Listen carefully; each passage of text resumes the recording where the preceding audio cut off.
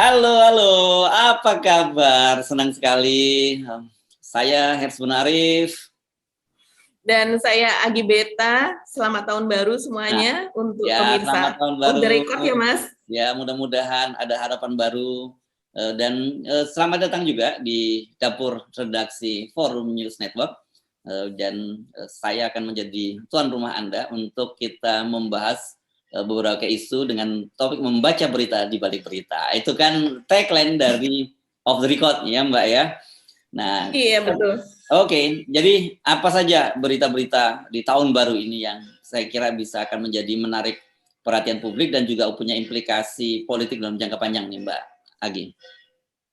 Kalau implikasi politik jangka panjangnya tentu kita berharap isu PT 0% itu masih terus bergulir dan makin membahana, makin besar gitu ya yang ikut melaporkan ya Mas Hirsu. Ya, dan apalagi kan sudah ada partai politik ya yang ikut masuk di situ, Partai Umat dan Partai Gelora. Oke, ya itu nanti kita akan jadi, saya kira ini akan serius bahasanya, kita nanti akan juga bahas ini. Topik yang lain saya kira kalau untuk ice breaking. Habib Bahar masih seru juga, karena kan masih bergulir. Oke. Ya, menjadi trending topik di Twitter tuh Mas Hersu ya. Ini gara-gara ada Pak Jenderal yang ketemu dengan Habib Bahar ya. Oke. Terus ya, betul. Isu lain saya kira soal upah buruh. Nah, upah buruh ini juga akan agak cukup panjang ini ya. Kalau Habib Bahar ini mungkin nanti sampai persidangan akan menarik, tapi kalau yang panjang implikasi 10% tadi dan kemudian ini soal upah buruh. Soal upah buruh yang kontroversi antara antara Gubernur DKI Jakarta Anies Baswedan dengan Kemenaker dengan para pengusaha. Ini juga topik yang ramai. Yang lain apa Mbak Agi? Sepertinya penangkapan artis. Siapa Mas Yersu pasti lebih tahu nih namanya siapa. Seru ini. Ini Mama dong yang paling seru nih. Cassandra Angeli gitu ya namanya. Kemarin disingkat-singkat KCA. Nah, ini saya kira menarik juga, apalagi kalau dikontraskan dengan UMP buruh. Ininya ini kalau upah buruh itu padahal kalau saya lihat naiknya cuma 5% itu sekitar berapa sih nilainya, sekitar 200 ribuan sekian gitu ya Mbak ya? 240 260 begitu ya. Terus padahal sebenarnya kenaikannya cuma 0 sekian persen, ya kecil banget angkanya. Jadi kalau itu buruh mengumpulkan uangnya rame-rame pun kalau 200 ribu 30 juta tarifnya Cassandra Angeli gitu ya Mbak ya. Jadi itu berapa buruh itu yang dana kenaikan upah buruh. Aduh benar-benar dunia ini memang tidak adil. Oke, saya kira soal Cassandra Angeli ini juga menarik, bukan persoalan dari sisi implikasi politiknya, tetapi bagaimana dunia sinetron, dunia artis, dunia para selebgram gitu ya Mbak ya, itu ternyata bisa digunakan untuk meningkatkan taraf kehidupan yang menjadi lebih baik. Tapi ya, tapi ini seringkali juga berkaitan dengan dunia politik loh Mas Hersu. Gitu karena ya? Usernya ini kan seringkali juga istilahnya sebagai hidangan begitu ya, untuk para pelaku politik, pengusaha dan sebagainya. Seperti kita yang tahu sebagai wartawan dari sejak tahun 90 2000-an itu kita sudah melihat siapa-siapa saja pemainnya begitu ya Mas Hersu. Bahkan pada saat itu sudah ada yang ratusan juta juga begitu. Nah, ini true story ya, tapi saya tidak akan menyebut cerita apa partainya, kapan eventnya dan sebagainya. Ini pokoknya ada perhelatan, pokoknya munas lah gitu kita nyebutnya ya. Kita kan aman, bukan muktamar, bukan kongres, munas kita sebut namanya munas partai politik. Saya ingat sekali itu pada waktu itu. Ini Pak, mereka ini model-model artis, model-model perempuan panggilan kelas atas ini ikut bermain Mbak. Dan dalam banyak kasus itu digunakan untuk blackmail para utusan. Jadi kalau mereka yang misalnya politik uang nggak mempan, kemudian yang dimainkan itu adalah para perempuan-perempuan ini, dan caranya mereka bisa dikirim mengetok kamar masing-masing delegasi dan kemudian pura-pura salah alamat gitu, salah ketok. Tapi kan banyak sekali utusan-utusan daerah begitu di depan matanya lihat wanita cantik, aromanya semerbak dan sebagainya, apalagi kemudian mereka ini sering terlihat di televisi atau kalau sekarang di di Instagram atau kan buat mereka ini kan sesuatu wah gitu. Dan kemudian ketika mereka terpana, caranya mereka bilang, oh salah kamar Pak, mohon maaf, tapi boleh nggak saya ikut numpang ke toiletnya gitu. Nah mulai dari situ itu sudah ya, mulai dari situ nggak keluar lagi dia ya. Nggak keluar lagi, dan kodenya begitu selesai, kalau sudah selesai itu disebutnya sudah di toilet.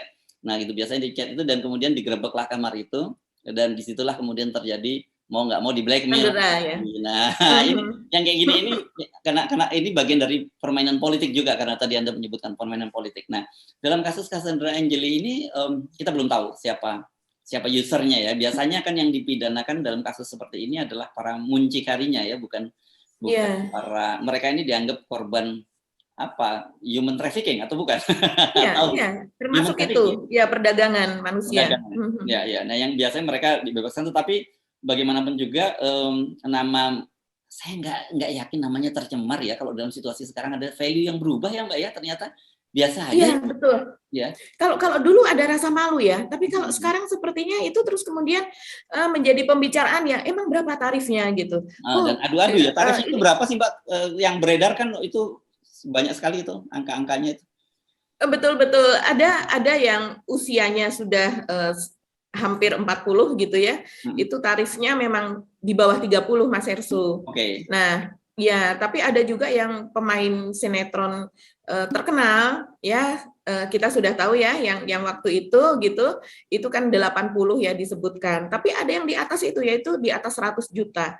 Dan ada juga yang mintanya tidak di Indonesia tapi di luar. Jadi setiap kali, mungkin karena dia begitu terkenalnya, jadi mintanya paling dekat Singapura lah begitu. Kalau bisa lebih, dan pakai pesawat jet katanya begitu. Ya. Saya pernah tahu ini, dan ada kasusnya ya, dan saya mungkin nggak boleh kita sebut langsung kasusnya ya, memang. Dan kadang-kadang banyak juga para pengusaha, politisi itu kemudian jadi korban di blackmail juga nih oleh mereka itu, ketika setorannya kurang gitu, itu jadi dibongkar-bongkar, dan biasanya kemudian bisa diselesaikan. Kalau belum meledak ke media, itu akan diselesaikan di under table gitu, di bawah meja gitu. Tapi kalau toh kemudian meledak ke media ya bisa diredam juga lah gitu ya, belakangan gitu. Ada yang di take out beritanya. Di mana kan. Ya, dan kemudian jangan salah, wartawan juga ada yang bisa kena blackmail juga. Jadi dia dengan sandera itu dia tidak bisa memberitakan juga begitu. Enggak ya. Kalau toh bukan wartawannya, saya kira bisa pemilik medianya yang bisa kena. Betul.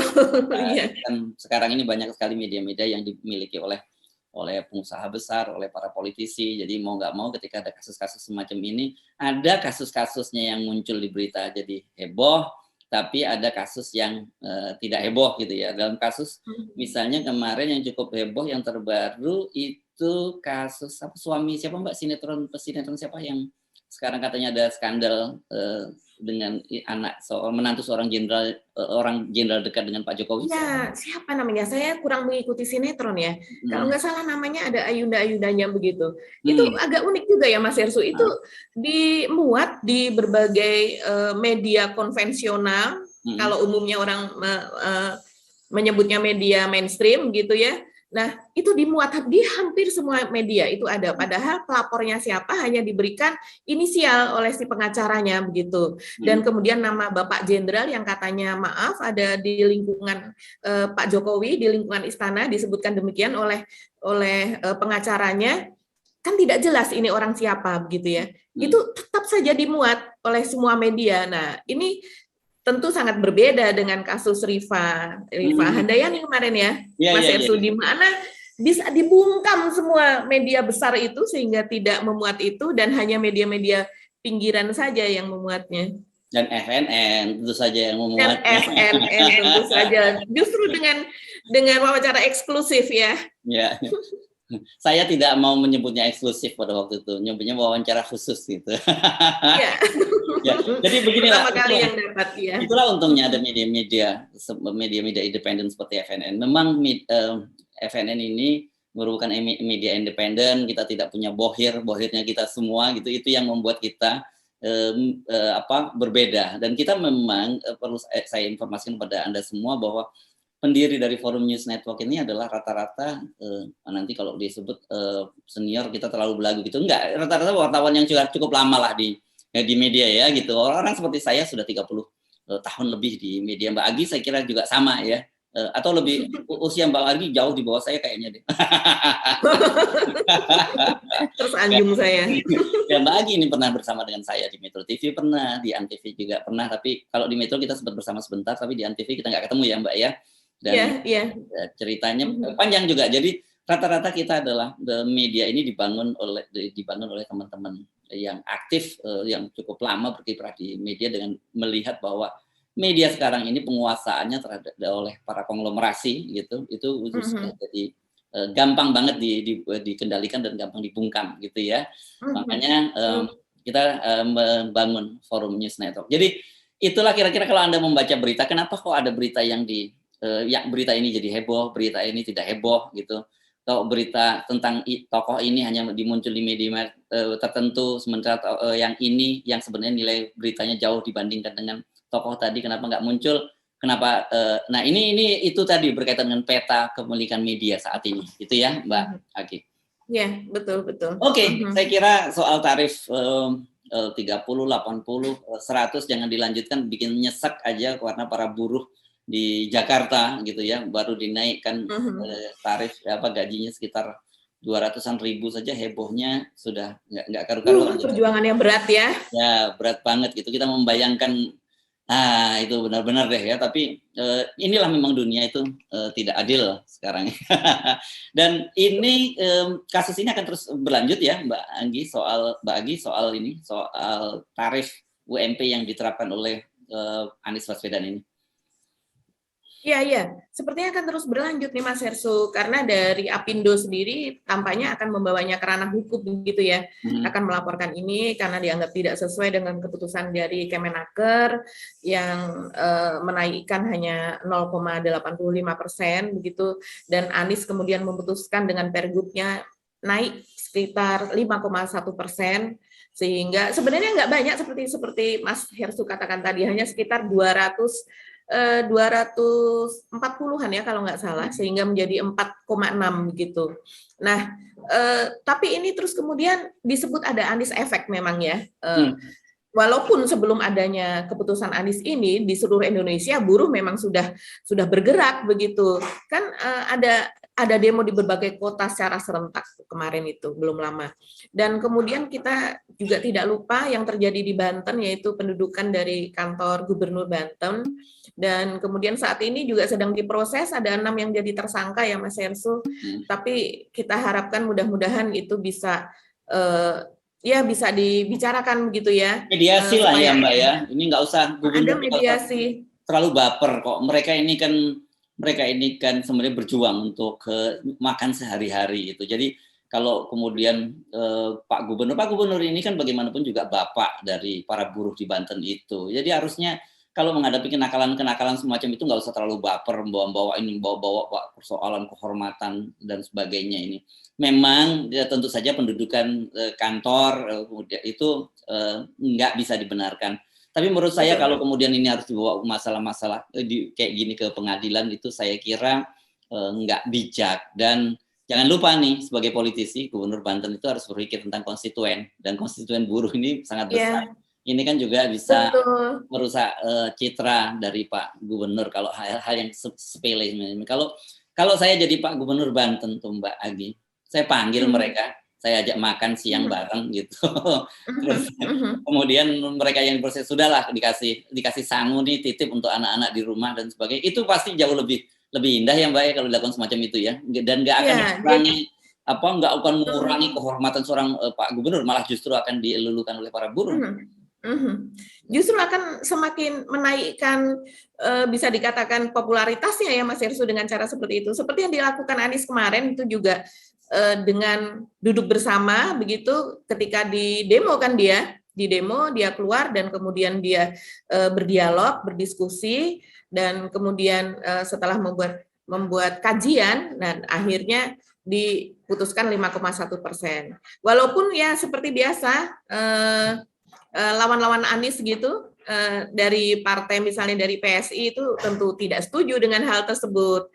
Dia mengatakan bahwa ini terlalu tergesa-gesa dan dia tidak yakin bahwa ini sudah melalui kajian yang menyeluruh dan kajian yang layak begitu menurut dia. Nah, tapi Anies terakhir kemarin sekitar 4-5 hari yang lalu ya Mas Hersu sudah mengatakan bahwa kalau seandainya pengusaha tidak mengikuti ketentuan dari Pergub yang menaikkan 5,1% ini, maka akan ada sanksi. Dan sanksinya antara lain adalah denda 100 juta sampai 400 juta dan juga ada pidananya juga begitu.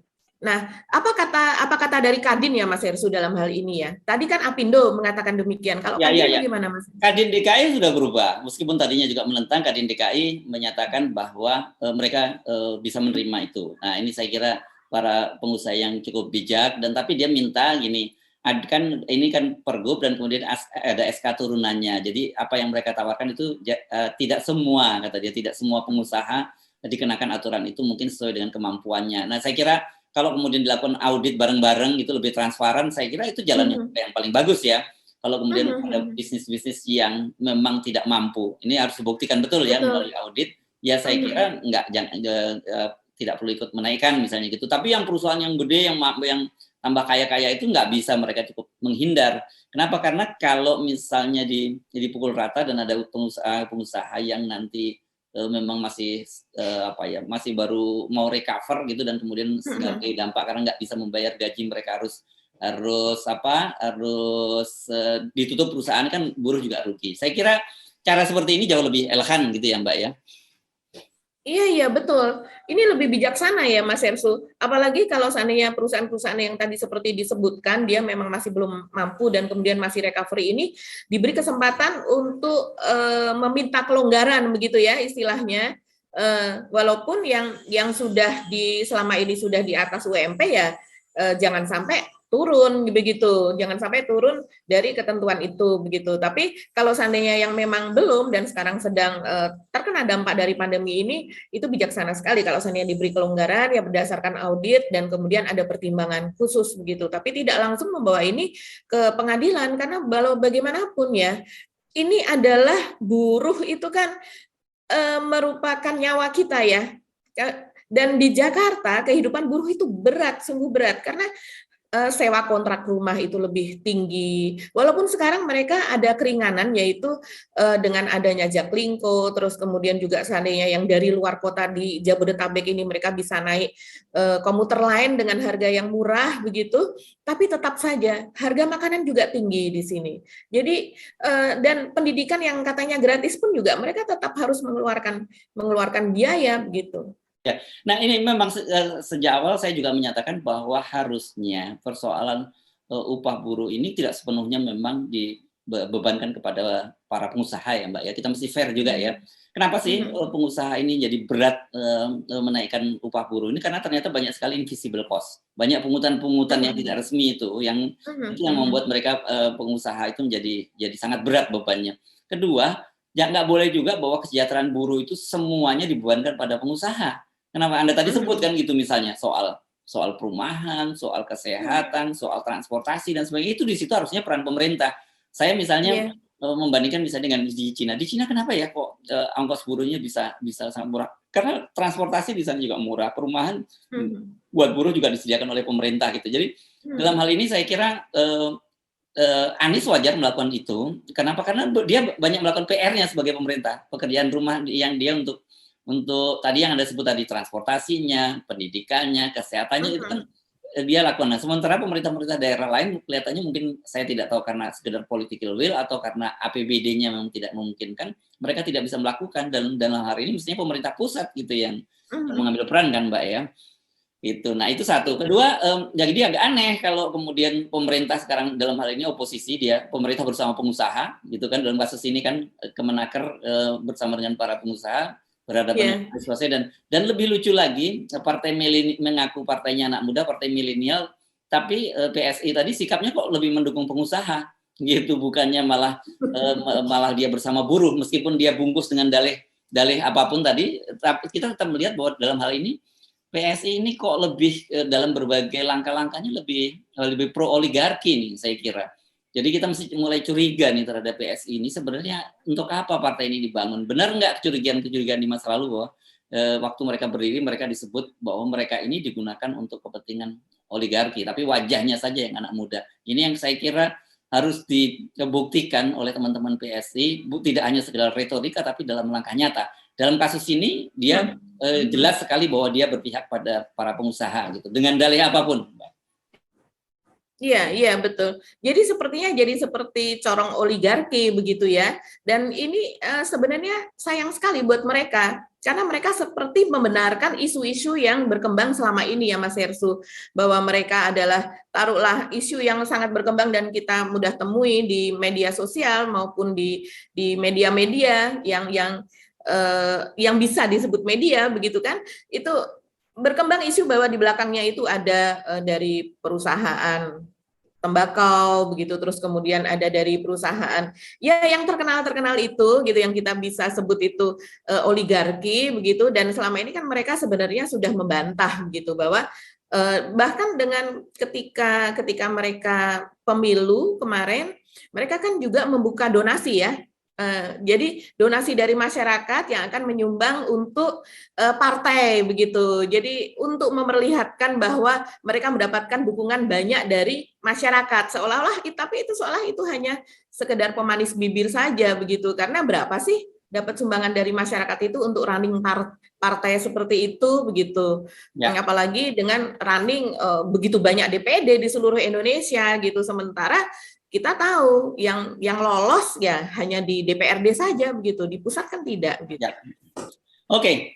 Ini saya kira PR yang juga sangat menarik bagi kita. Tapi sebelum kita ngomong PR berikutnya ya berkaitan dengan presidensial threshold dan parliamentary threshold, kita mesti singgung dulu soal Habib Bahar. Kemarin cukup viral ya Mbak ya, perdebatan dia dengan seorang jenderal TNI, dan belakangan diketahui bahwa itu adalah Danrem Surya Kencana Bogor, yakni Brigjen TNI Ahmad Fauzi. Ya walaupun apapun ini saya kira ini mesti diingatkan kepada kalangan TNI, nggak boleh ya seorang, meskipun dengan dalih bahwa dia merupakan komandan teritorial yang melakukan pembinaan, itu nggak pada tepatnya saya kira ada seorang jenderal turun ke lapangan langsung. Sebenarnya gini-gini nih Mbak, tentara itu udah punya aparat teritorial yang namanya Babinsa dan Koramil. Dan biasanya hubungan antara Babinsa dengan Koramil dan Babinsa ini sangat dekat dengan rakyat gitu. Mereka ya bisa lebih enak gitu kalau ketemu dan nggak perlu muncul di media, ngomong baik-baik, itu sebenarnya bisa lebih clear. Nah ketika kemudian seorang jenderal turun ke lapangan ini kemudian orang akan menyoroti banyak hal. Ini apalagi kaitannya dengan Pak Dudung gitu ya. Loh, apakah menjadi pertanyaan apakah ini inisiatif dari Pak Jenderal itu sendiri atau ini merupakan instruksi? Kalau disuruh begitu ya? Ya, instruksinya jadi serius ini persoalannya kan gitu. Kenapa? Karena kan TNI sendiri kan sudah kembali sejak awal back to basic, tidak lagi terlibat dalam day to day politik semacam ini. Orang kan kemudian menghubung-hubungkan satu karena posisi Pak Dudung sekarang menjadi Kasat. Dan kemudian orang tidak bisa, kalau ngomong Pak Dudung nggak bisa lepas dari persoalan baliho, penurunan baliho Habib Rizik Syihab, kemudian pembuatan patung-patung dan sebagainya. Ini saya kira sebenarnya apapun maksudnya, apalagi kalau betul seperti dikatakan bahwa dia untuk mengingatkan Habib Rizik Syihab untuk memenuhi panggilan polisi, saya kira nggak pas juga apa urusannya kan gitu. Habib Bahar ya. Ini sepertinya bisa dikatakan offside ya, Mas Ersu, yang seperti ini. Karena ini kan bukan wewenangnya dari TNI ya, ini adalah wewenangnya polisi. Dan dalam hal ini kita bisa melihat pendekatannya polisi kemarin yang duduk bersama gitu dalam keadaan santai, ada minum dan sebagainya, terus kemudian ketika telah selesai saling berjabat tangan gitu ya, terus kemudian dan sebetulnya kemarin sesudah Bapak Ahmad Fauzi itu selesai, anak buahnya sempat berpelukan juga, Mas Hersu lihat juga ya Saya kira ini mungkin level Babinsanya biasanya atau Kamil, gitu. Lebih humanis gitu, kelihatan lebih humanis. Dan bapak-bapak polisi yang menemui sebelum Pak Ahmad Fauzi itu juga kelihatan humanis gitu, walaupun tentu kalau dari kacamata buzzer itu mereka menganggap dan kemudian mereka meresponnya itu dengan melaporkan, sepertinya ingin melaporkan dengan cara medsos, yaitu dengan mention gitu ya dari Humas Polri, terus kemudian memention Pak Jokowi, bahwa Pak Jokowi sebelumnya mengatakan bahwa janganlah itu yang namanya Kapolres, terus kemudian Kapolda dan sebagainya, itu sowan-sowan gitu ya ke organisasi-organisasi di daerah, itu mereka mengaitkannya dengan itu gitu. Padahal kalau secara manusiawi dan secara bahwa polisi ini akan melakukan pelayanan kepada masyarakat kan. Tugasnya sebenarnya adalah itu. Ketika mereka pun akhirnya bersentuhan dengan sesuatu yang ini kan bukan ranah yang pidana berat begitu. Ini kan sepertinya akan digiring ke ITE begitu ya. Ya tentunya di situ kan ada ruang untuk melakukan mediasi atau paling enggak mengatakan iya, dan itu bagus sekali langkah yang dilakukan polisi begitu. Tapi terus kemudian dengan adanya gerakan dari Pak Brigjen Ahmad Fauzi ini sepertinya itu terus kemudian menjadi anti klimaks begitu. Loh, ini ada apa begitu. Bahkan ada yang menduga-duga wah jangan-jangan ini mengikuti langkah dari Pak Dudung sebelumnya, yaitu mencari popularitas dengan cara itu. Kalau dulu dengan menurunkan baliho begitu ya, dan sekarang adalah dengan mendatangi orang yang sepertinya menjadi sasaran tembak ini begitu. Ya. Gitu, nah, ini kan kalau memang betul kasusnya karena Pak Dudung, betul Anda itu bisa dimediasi. Itu seperti juga kasusnya Pak Luhut dengan Haris Azhar dan kontras ya. Itu kan juga dilakukan mediasi. Ini Anda betul kemarin kalau nggak salah itu polisi itu menyerahkan surat panggilan ya yang datang ke Habib Rizik melulu saya Habib Bahar. Ini muridnya soalnya ya. Muridnya. Bisa dikatakan begitu. Jadi mirip. Habib bin Smith. Nah, tetapi kita perlu ingatkan, ini polisi sebenarnya juga punya PR ya. Kalau dalam kasus Habib Bahar bin Smith ini ligat kata orang Medan itu cepat sigap segera memanggil. Saya kira banyak sekali PR lain nih kasus-kasus yang berkaitan dengan buzzer ya Mbak, yang punya kasus-kasus yang sampai sekarang juga masih belum diproses dan sama di Polda Jawa Barat juga ini kan Mbak. Iya itu Polda, untuk Mas Hersu mengingatkan betul ini. Contohnya adalah kasus yang Denny Siregar itu yang dilaporkan ya oleh Forum Mujahid di Tasikmalaya. Itu kasusnya sudah lama sekali Mas Hersu. Bulan Juni tahun 2020. Terus kemudian dilaporkan juga oleh ibu dari si anak yang fotonya dipampangkan di statusnya Denny Siregar itu di Facebook begitu. Jadi kurang lebih saya sudah agak lupa ya kalimatnya, tapi adik-adik sayang gitu, calon teroris gitu, dan kemudian gambarnya fotonya adalah si anak ini gitu sedang memegang kalimat tauhid begitu, dan kemudian dikatakan itu sebagai ilustrasi saja, padahal jelas wajahnya terpampang jelas begitu, dan kemudian tentu orang tuanya merasa tersinggung ya karena anaknya dikatakan sebagai calon teroris, dan itu sudah diproses juga sebetulnya katanya ya. Jadi ada 3 saksi yang sudah diperiksa Mas Hersu. Nah uniknya dari sejak pertengahan tahun 2020 baru 3 saksi yang diperiksa, dan kemudian dikatakan bahwa itu sudah dari Polresta Tasikmalaya sudah dilimpahkan ke Polda Jabar begitu, dan Polda Jabar mengatakan sudah dilimpahkan ke pusat, ke Polri gitu. Dan ternyata ada jawaban dari pusat bahwa belum, itu masih ada di Polda Jabar begitu, belum dilimpahkan pada. Ini tentu unik sekali ya, karena Habib Bahar ini baru dilaporkan pada tanggal 7 Desember, laporan pertama, laporan kedua tanggal 17 Desember, tapi saksi yang diperiksa itu sudah mencapai 30 lebih, 34 kalau tidak salah. Luar biasa ini, dan saksi ahlinya itu ada sekian belas begitu. Nah ini saya kira kita perlu mengingatkan Pak Listio Sigit janjinya pada awal ketika fit and proper di DPR yang menyatakan tidak akan tumpul tidak tajam ke bawah, kan tidak tumpul kemudian tumpul ke atas gitu ya. Kita sayang nih langkah-langkah Pak Kapolri yang selama ini cukup bagus dan selalu kita apresiasi ya. Yang terbaru kan misalnya ada langkah memberi restu kepada, katanya gitu, ada ASN Polri yang ikut, ASN mantan KPK yang kemudian ikut seleksi Hakim Agung. Harun gitu ya. Ar-Rasyid ya, Raja OTT itu. Raja OTT. Saya sebenarnya sayang tuh kalau beliau tuh jadi Hakim Agung. Lebih baik tetap jadi tipikor di Polri dan kemudian melanjutkan sebagai Raja OTT. Itu akan bagus banget buat dahsyat ya. buat Polri gitu. Tapi dari segi karir tentu saja kita menghargai itu. Meskipun kita ingatkan ya, ini ada proses politik kalau soal OTT, soal Hakim Agung ini nanti. Ini yang saya kira berat, harus diingatkan pada teman kita Harun Ar-Rasyid ini. Jangan terlalu kecewa ya kalau dia gagal lagi, seperti dia juga kan pernah ikut juga seleksi pimpinan KPK kan. Ya seperti biasa kita tahu. Tapi ini tanda-tanda bagus. Kemudian langkah yang progresif, saya juga baca Pak Listio Sigit itu sekarang melakukan semacam ini ya, afirmasi ya, karena banyak sekali menerima perwira-perwira dari Papua gitu, yang kalau ribuan, dan juga Bintara Polri yang basisnya dari pondok pesantren dan hafiz Al-Quran. Nah, kan ini saya kira langkah-langkah yang cukup bagus ini berkaitan dengan, jadi nggak lagi nanti kalau masa hafiz kemudian Islamofobi kan juga enggak gitu ya. Nah, jangan sampai tercoreng nih hanya karena buzzer aja, masa kemudian program Pak Listio Sigit yang bagus-bagus itu jadi mentah semua. Beliau saja perwira-perwira menengahnya banyak yang Kapolres yang bisa dicopot, masa ngadepin buzzer-buzzer gini aja enggak juga diselesaikan. Kira-kira kita dorong itu ya, Mbak. Kita pindah satu topik lagi nih. Saya kira ini meskipun nggak terlalu populer tapi sangat serius. Ini berkaitan PT 0% ya, Mbak ya.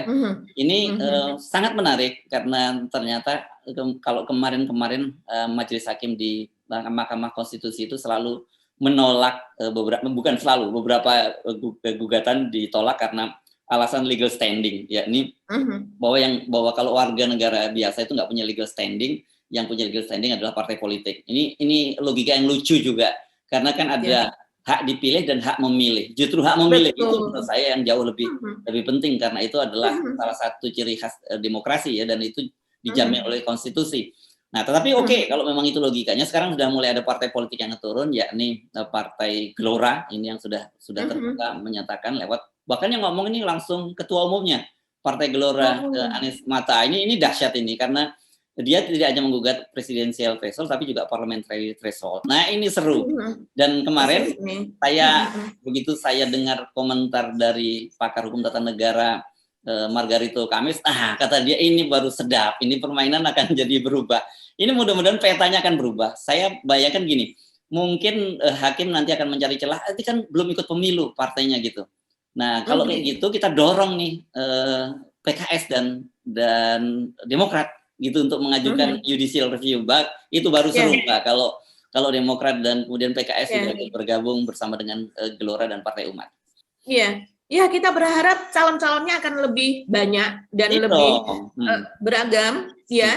Kan kita mencintai keragaman gitu. Masa hanya mencintai keragaman, tapi khusus untuk pilpres atau untuk pilkada dan pilek itu terus kemudian malah dikerucutkan gitu, malah anti keragaman gitu kan, lucu sekali. Nah, ini nanti dari timur akan ada calon, dan kemudian dari Sumatera, dari Kalimantan. Selama ini kan jujur nih, walaupun saya sendiri orang Jawa gitu, tapi nggak fair lah kalau selama ini selalu didominasi oleh etnis Jawa, tidak memberikan peluang kepada yang lain-lain.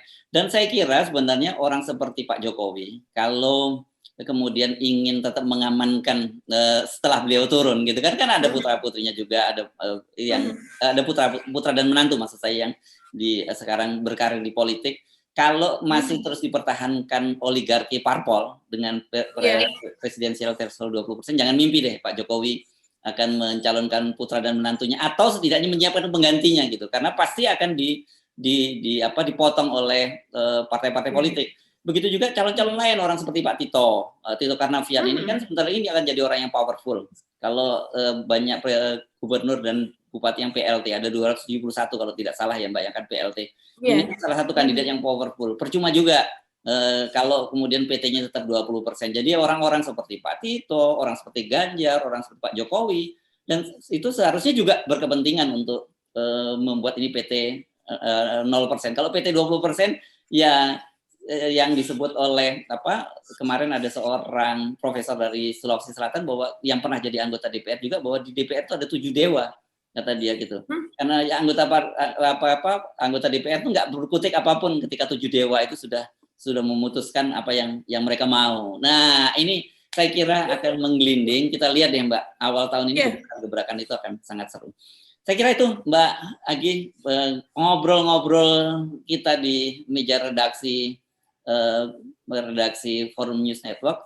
Kita mesti mengucapkan terima kasih pada para viewer dan para subscriber kita gitu yang sekarang mau bergabung, ngobrol di meja redaksi, ngerumpi bersama kita. Gitu. Ya Mbak Agi, kita mesti pamit ya Mbak Agi ya. Ya, kita harus pamit. Sepertinya sudah jauh melampaui dari kebiasaan kita ya, waktu sekitar 30 menit.